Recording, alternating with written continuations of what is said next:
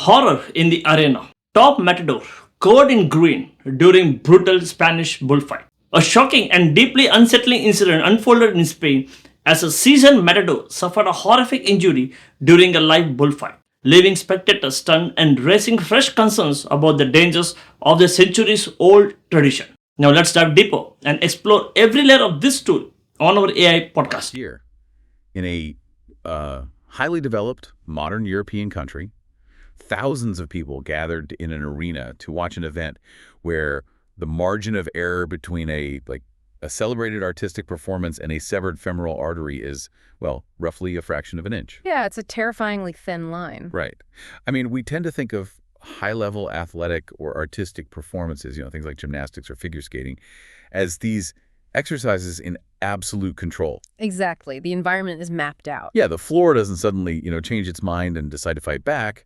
But today, we're stripping away that illusion of control entirely. We really are. We're looking at an environment that is just defined by kinetic unpredictability. I mean, you're taking a human being, placing them in a confined space, and introducing a massive breathing force of nature. And it has its own agency, right? Completely. Its own instincts and, frankly, its own capacity for lethal violence. Welcome to today's deep dive.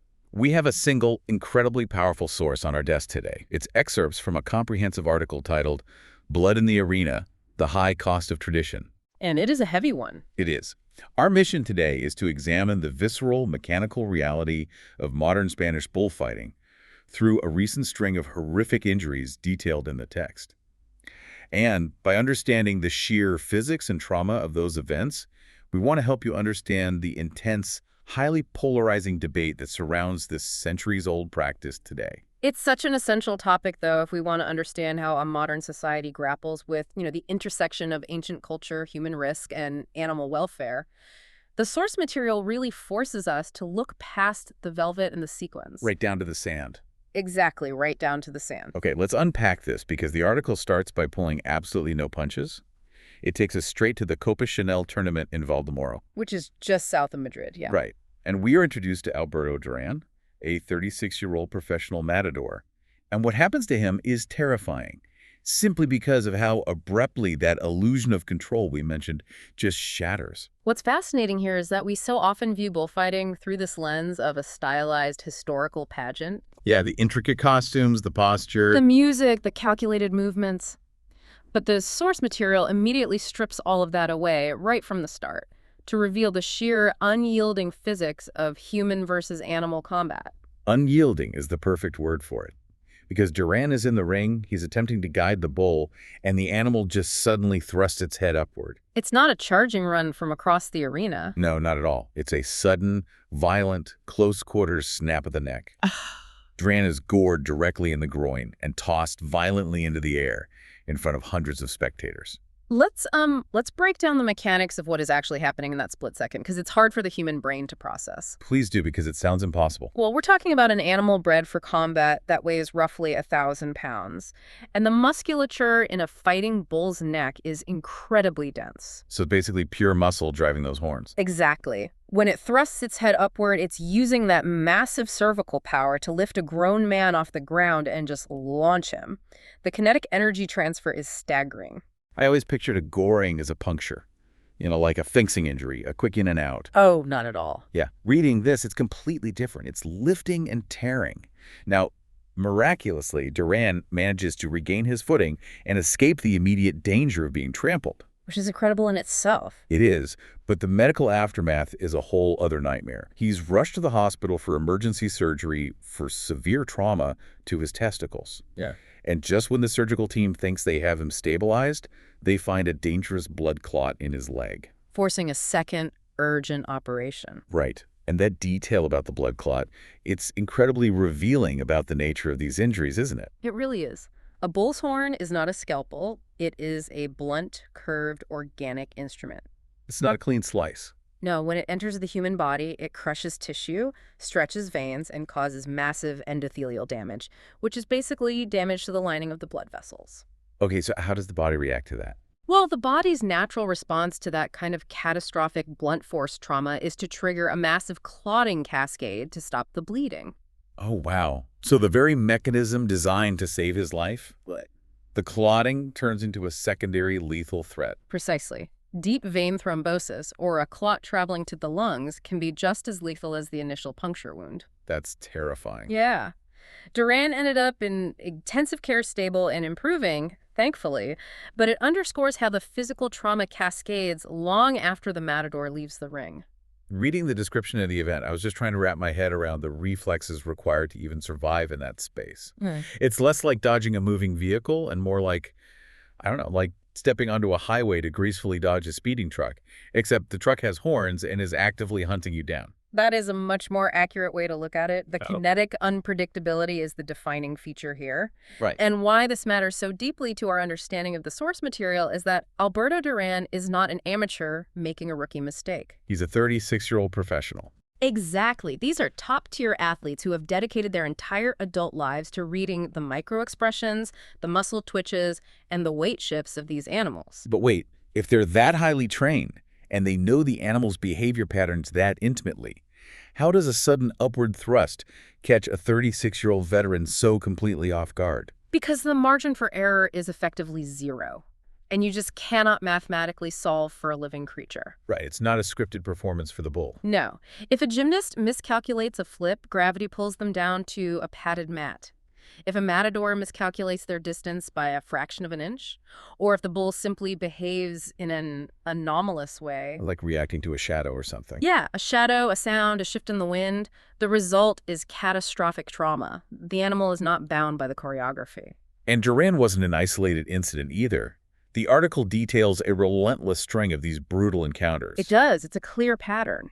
Yeah, just weeks prior to Duran's injury, a 29-year-old star matador named Andres Roqueret was left in very serious condition in Seville at the Real Maestranza bull ring. The details of Roqueret's injuries really illustrate the kinetic damage of the curved horn we were just talking about. It's a gruesome reality check. The bull pierced his right thigh, tossed him repeatedly, and then trampled him.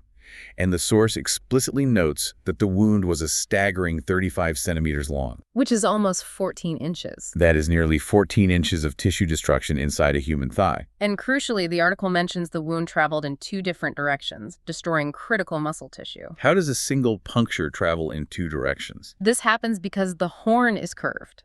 Once it penetrates, the animal lifts its head, and the curvature of the horn acts like a hook. It literally tears through muscle planes in multiple trajectories before the animal shakes the matador loose. Oh, man.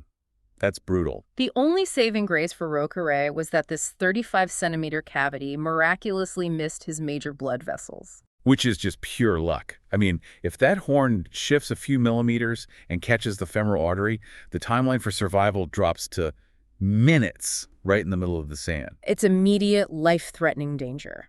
But the article also makes a point to credit his survival to his support team, right? The quadrillas. Yeah. They had to rush in, distract the bull, and physically carry him to safety. The quadrillas are fascinating. We have this romanticized image of the lone matador facing down the beast in solitary combat. The classic one-on-one duel. Exactly.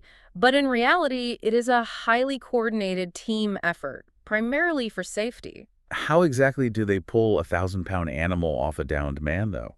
It's not like they can physically restrain it. No, they rely on the bull's visual hardwiring. Bulls are highly reactive to movement. So they use the capes. Right. The quadrillas flood the arena with large moving capes, effectively overwhelming the bull's visual field and breaking its fixation on the injured matador. That makes sense.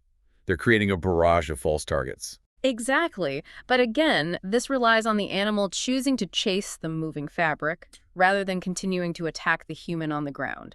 It is an emergency failsafe, but a highly volatile one. It really shatters the myth of solitary control. The choreographed dance is always just one misstep away from becoming a chaotic, multi-person rescue mission. Just utter chaos in seconds. Which forces a terrifying question.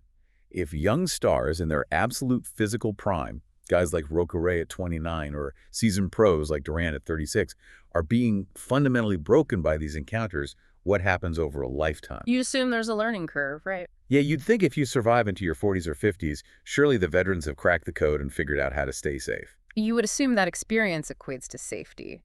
But the source material gives us a very clear window into the psychological and physical toll on the veterans, and it proves that assumption completely wrong. Let's look at the case of Morante de la Puebla.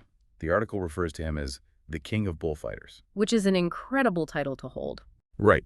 You don't get a nickname like that in this specific tradition without having survived countless encounters and possessing an elite, almost generational level of mastery. Yet even the king cannot control the environment.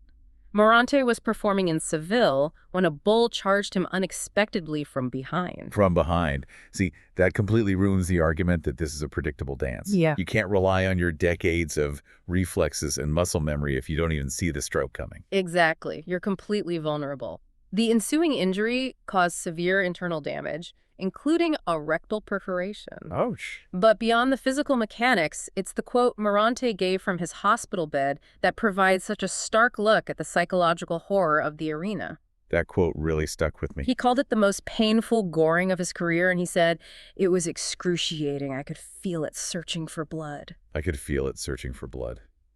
That's a chilling sentence. It really is. When you read that, it completely reframes the animal. It's no longer a prop in a cultural performance. It's an active, conscious participant. That is, at least in the mind of the Matador, seeking to cause maximum lethal harm. It injects an element of almost primal intent into the event. Now, from a biological standpoint, whether the bull is actually searching for blood or simply reacting instinctively to a perceived threat with natural aggression. It's up for debate, sure. Right, it's debatable, but the psychological impact on the Matador is identical either way. To feel a foreign object moving inside your body, driven by the immense, uncontrollable power of an animal, that is a level of intimate trauma that most of us cannot even comprehend. Here's where it gets really interesting, though. Because if Morante's story shows that mastery doesn't guarantee safety inside the ring, the article introduces another case that shows you aren't even safe outside of it. This is a crucial point in the article. It details the death of Ricardo Ortiz. He was 51 years old. He was a former matador who had retired from performing, but he was still working, managing bulls. And what happened to him is just tragic. Yeah, he was fatally gored in Malaga while simply unloading animals during Easter weekend. If we connect this to the bigger picture, Ortiz's tragic death is perhaps the most revealing incident in the entire article. It completely strips away the performance aspect. Because there's no crowd, no costumes, no trumpets, no capes. It's just a guy on a loading dock on a holiday weekend. Exactly, and that highlights a fundamental truth. The lethal danger is inherent to the animal itself, not the theatrical setting of the arena. The risk doesn't magically activate when the crowd starts cheering. No, it exists from the moment those bulls are bred on the ranch, to the transport trucks, to the holding pens, to the ring. Ortiz was essentially engaged in agricultural logistics, just moving heavy livestock from a vehicle, and it cost his life. It's a stark reminder of the raw biological reality of these animals, regardless of the cultural context we place them in. The animal doesn't know it's part of a tradition. That contrast is so jarring. The grand pageantry of the Seville arena versus a utilitarian loading dock in Malaga. The result was the exact same. A human body cannot withstand the force of a bull. It's pure physics. Which brings me to the massive elephant in the room, or, well, the bull in the room. If the danger is this absolute, if handlers are dying on loading docks and masters are getting maimed from behind, who is actually sustaining this in the 21st century? And that pivots us directly into the macro-level societal debate over bullfighting in modern Spain, which the article outlines in great detail. It's a huge shift in the conversation. Because when you have a relentless string of violence with a body count that includes young stars, revered veterans, and logistical handlers, it forces a nationwide reckoning. Now, before we map out the two sides of this cultural battlefield, we need to be incredibly clear with you, the listener. Yes, very important. The source text presents a deeply polarizing, highly charged political and ethical issue within Spain. Our goal today is strictly to report on the realities and the stark dividing lines presented in our source material. We are absolutely not taking a side or endorsing either viewpoint. Exactly. We are simply mapping the contours of this debate so you can understand the forces at play, impartially. It is a complex ecosystem. To understand the debate, you first have to understand the sheer scale of the tradition. According to the article, Spain still hosts approximately 1,500 bullfights every single year. 1,500 events. I mean, I think that number is going to shock a lot of people. That is an enormous logistical footprint. It's an entire industry. We're talking about breeding ranches, transport networks, specialized medical teams, and entire local economies built around these events. It is massive. But the article points out that these aren't just isolated sporting events like a commercial soccer league. They are deeply intrinsically tied to the religious and cultural calendar of the country. How so? Well, almost every town has a patron saint, right? Hmm. And those saints have annual festivals, and historically those festivals feature bulls. Untangling the event means, in many ways, untangling a piece of a town's historical identity. But the text also notes a crucial, undeniable demographic shift. Participation and public support have been steadily declining. The cultural bedrock is shifting beneath the tradition. So you have two distinct camps that have formed, and their viewpoints are completely incompatible. Let's look at the critics first. The critics outlined in the article condemn the spectacle entirely, and they are demanding a complete and total ban. Their argument is firmly rooted in animal welfare and modern ethical standards. Right. To them, the event is fundamentally an outdated blood sport. Pure and simple. They argue that the suffering of the animal and the inherent fatal risk to the humans involved, which we just spent the last 10 minutes detailing, cannot simply be hand-waved away by the word tradition. To the critics, the cruelty is the defining feature, and it has no place in a modern, compassionate society. But on the other side, you have the supporters of the tradition, and their stance is held with equal ferocity. They do not view this as a sport, but as a deeply rooted cultural art form. It's about identity. Yeah. To the supporters, the bullfight symbolizes heritage, it symbolizes bravery, and it serves as a living, breathing connection to their national history. You know, I struggle with the word art here sometimes. If the environment is as chaotic and lethal as we just discussed, how do they justify calling it an art form? Well, because for the supporters, the art lies exactly in that confrontation with chaos. I see. It is the attempt to impose grace, courage, and choreography onto a wildly dangerous mortal threat. They argue that it honors both the bravery of the human and the power of the bull. It's a ritual where the realities of life and death are not hidden away. Exactly. They're confronted openly in the sand. So what does this all mean for you, the listener? When you look at these two sides, you realize we're talking about two completely different realities occupying the exact same space. They were looking at the same event and seeing entirely different things. You have one reality where this event is seen as a beautiful, courageous display of ancestral heritage. And you have another reality where it's viewed as an archaic, unjustifiable cruelty. It's the exact same 1,500 events, but the ethical lenses through which they're viewed are light years apart. Think about traditions in your own culture that might feel outdated or clash with modern sensibilities. The resistance to changing them is rarely just about the event itself. It's about a fear of erasing identity. This raises an important question for all of us about the tension between modern ethics and ancient roots. It really does. When a tradition is so deeply embedded in a nation's festive calendar, you aren't just canceling a show, you are challenging a piece of local DNA. And that is why the debate in Spain is so fiercely contested, even as public support dwindles. How does a society honor its past without violating the ethical standards of its present? It's a profound conflict. We started this deep dive looking at the horrifying, intimate, physical realities of the arena. The kinetic violence of a 1,000-pound animal. Yeah, the 35-centimeter wounds traveling through muscle, the emergency surgeries to stop blood clots, and young stars like Gored relying on the cuadrillas to save their lives. We looked at the veterans, like Morante de la Puebla, feeling the horn, searching for blood. And we explored the tragic logistical reality of Ricardo Ortiz losing his life simply unloading livestock on a holiday weekend, stripping away the illusion of the performance entirely. And we zoomed out from that highly personal trauma to see how it fuels this sweeping nationwide societal debate over an infrastructure of 1,500 annual events. The source material draws a direct, visceral line from the blood on the sand to the cultural battlefield of modern Spain. It really highlights the incredibly thin line between performance, tradition, and tragedy. We hope this deep dive challenges you to think about how complex it is to navigate the preservation of history when it collides with the evolution of modern ethics. The article explicitly asks if this tradition is worth the cost in human and animal life. But perhaps there's an even deeper philosophical question to explore on your own. Well, we live in a highly sanitized modern world, a world that works very hard to hide violence, risk, and death far behind closed doors in hospitals and slaughterhouses. That's true. We are very insulated from it. So, Is the enduring controversial appeal of the arena actually rooted in its raw, unfiltered display of mortality? That is a fascinating point.